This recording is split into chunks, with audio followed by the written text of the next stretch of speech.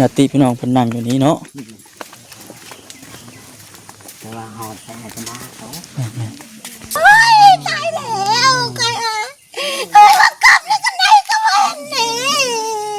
เฮ้ย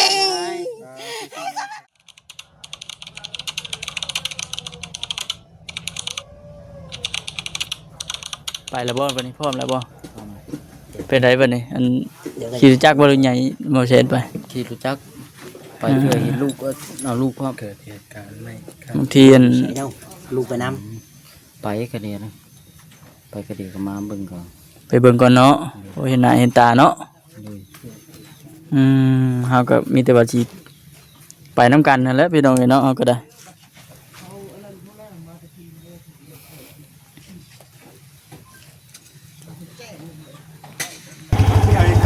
ป่ะพี่น้องเนาะ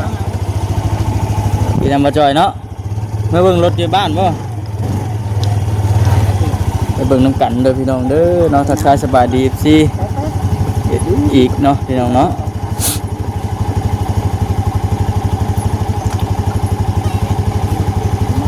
เต็มทางก็ได้ย่างกันนั่นอันเจ้าว่าจะเป็นโชเฟอร์นะเอาดีๆเด้เอาดีๆเด้เมื่อเอารถอยู่บ้านบ่บางทีทีมงานบ่ได้เข้ามาเนาะที่ออกไปพูดว่ามันอยู่นอกทางเมื่อได้พี่น้องตอนนี้มันก็ค่ำละ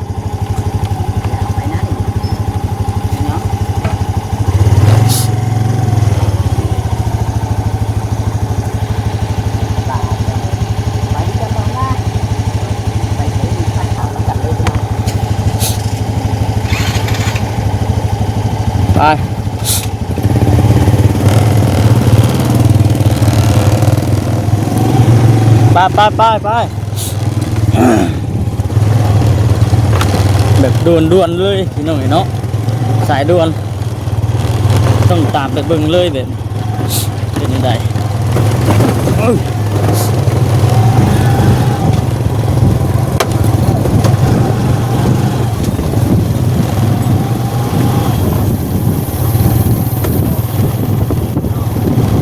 ลมเนี่ยเด้อพี่น้องเด้อเนาะ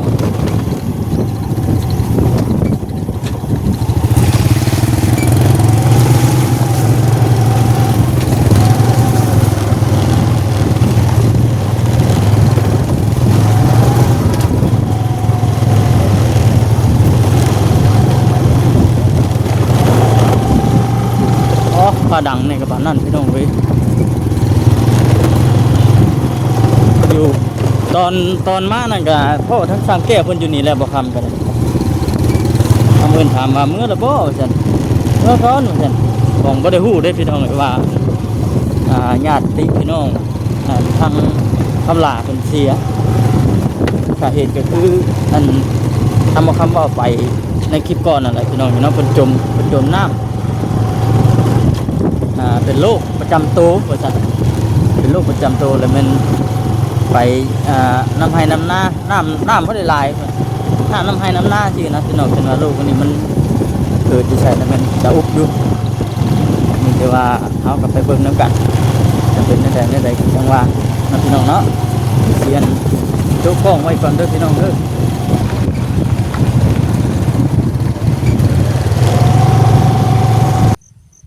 พี่น้องเนาะ ทั้งคำลาเพิ่นยังเอารถจักรมาอยู่เพราะว่าเขาออกไปแล้วกันว่ามันคำมันมืดไงมันพากันเมื่อเลยนะมันอยู่นอก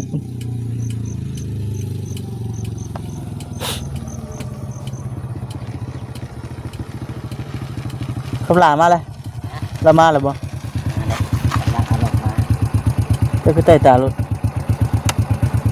ใต้ลาแล้วฉัน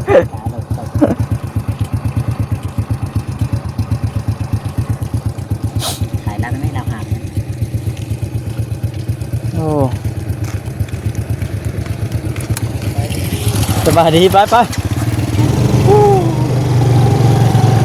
ทั้งเงินเบาจิตเบาเศษกำลังตามหลังมาด้วยเบาจอย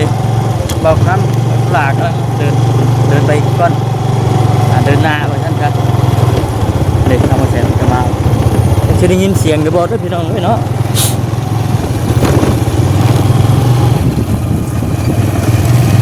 พานำทางเลยเจ้า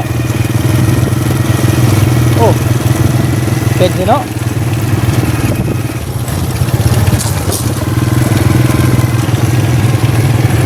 ด่วนพี่น้องเอ้ย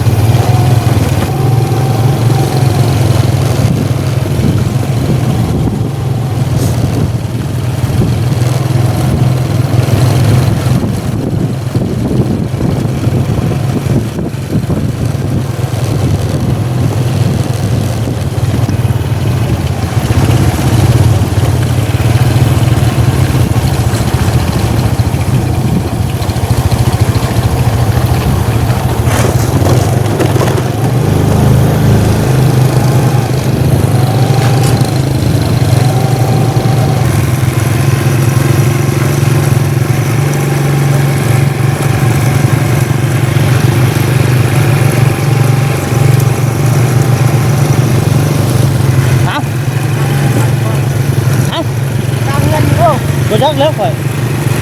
รู้จักอยู่บ่ฮะรู้จักเดี๋ยวพาไป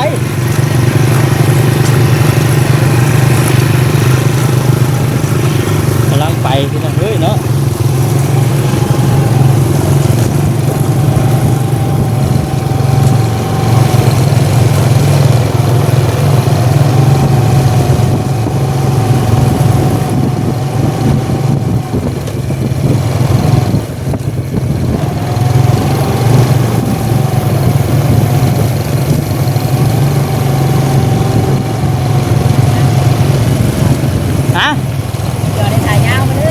ยาวเลยแหละล้วนเลยแหละ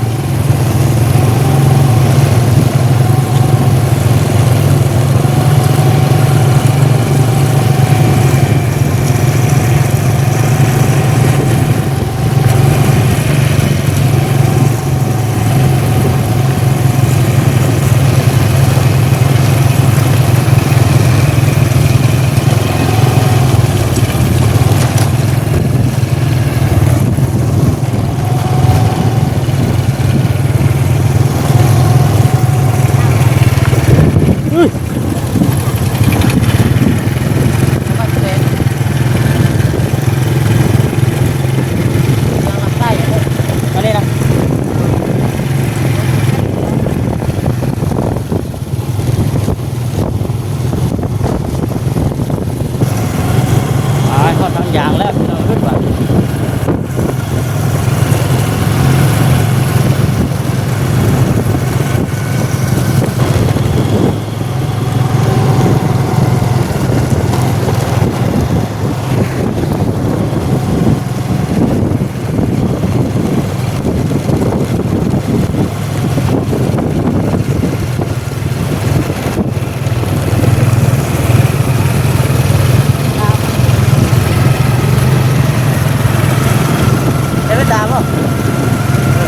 นี่ก็เนาะ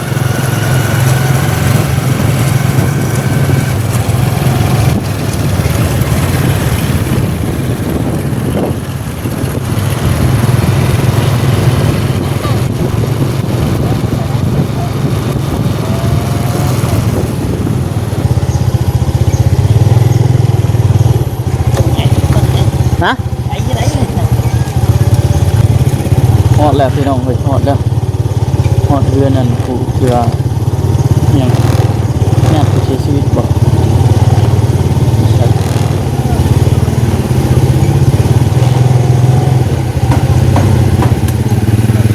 ย่างไปบ่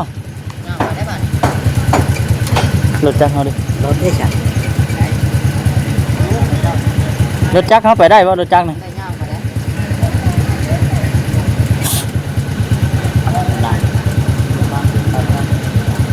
จะจ้างเขาไปได้ปะ จักไปได้ เอาเดี๋ยวจ้ะ ไปจักกับย่างเนาะไปให้งงไป อย่างเลยเนาะก็จะไปได้ ไปพุ่นก็ ไป รถได้ฉัน รถปั้นอีกแล้ว จะมาวันนี้นะ เด้เฮือนเขาเลย เดือนเขานี่แหละ คุณน้องไปจอดผู้เดินรถคันละล้าน เอาน้อยนะฮะแล้วเราก็ต้มขึ้นนะฮะแล้วก็เอาไปรับเงินไว้ บ่ได้มาเฮือนเลยปะ บ่ได้เข้าได้ บ่ได้เข้าบ้านเลย บ่ได้เข้าบ้าน ใส่น้ำมันไปเลย เกี่ยวเข้าบ้านได้ เกี่ยวไปพูดเลย เกี่ยวคุณเลย เพิ่นบ่ได้เอาเข้าในบ้านได้ อืม เอาในบ้าน ตายไม่ให้แบ่ มันนี่ภาษาบ้านเฮาเพิ่นเอิ้นว่าสายมีแฮง เสียงให้ เออ ตายแบบกระทันหัน บุกโคตร รถเฮากับป้าไว้นี่แล้วไปบ่จ้อยเพิ่นเตรียมจกเตรียมควานขุดบ่นะ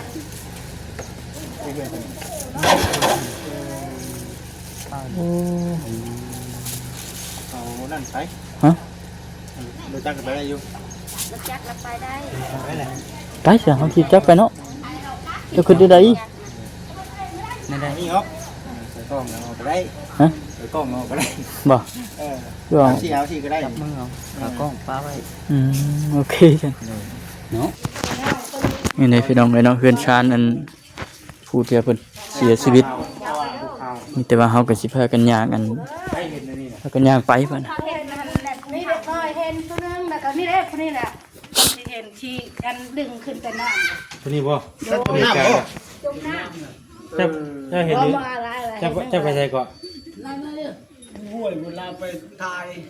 ราไปทายเลยแล้วก็เป็นชัก ไปเพิ่นไปเพิ่นไปค่าย โดย อืมไปพี่น้องเลยเนาะไปบ่จ้อยเป็นหยังเนาะเนาะลงทางไว้เนาะไปพี่น้องเลยเนาะไอ้ผู้ที่ว่าอันเราเห็นโอ้โห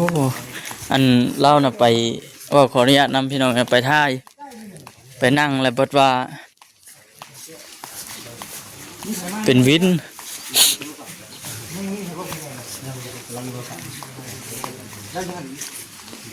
จะคนก็อยู่หลายคนแต่บ่หลายอยู่อ้ายน้องแล้ว เอ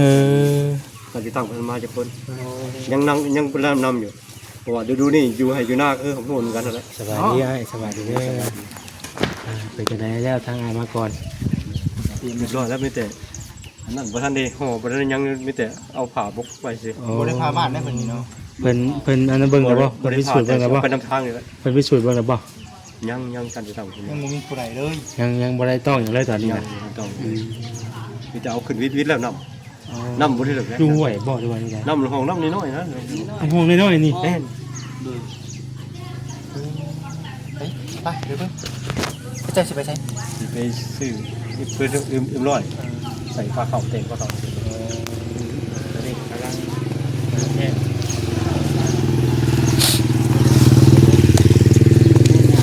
คนบอก ดูดูจักของเพิ่นอ้ายเพิ่นน่ะถูกครับถูกต้อง อายบ่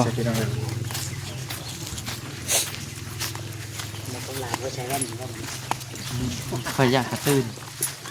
ไปหนูคำลาสบายดีเดี๋ยวได้ก็ดีคือใส่แว่นครับเฮ้ ไปตามทาง เจ้าไปไหนนะ ยังนะ ไปพี่น้องเนาะพลก็กำลังลงมิดตอนนี้ก็ได้คือสิแม่นนั้นบ่จิตเด้เนาะ ใกล้ๆนี่ เห็นแล้วบ่บ่จ้อย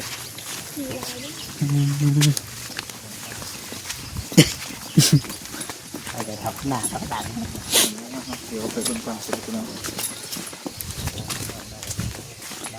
รถจักรมาฮอดอยู่เนาะบ่จ้อยเนาะโอ้ผู้ญาติพี่น้องเพิ่นนั่งอยู่นี่เนาะ แต่ว่าหอดไปไหนกันนะเขา ตายแล้วใครอ่ะเอ้ยมาก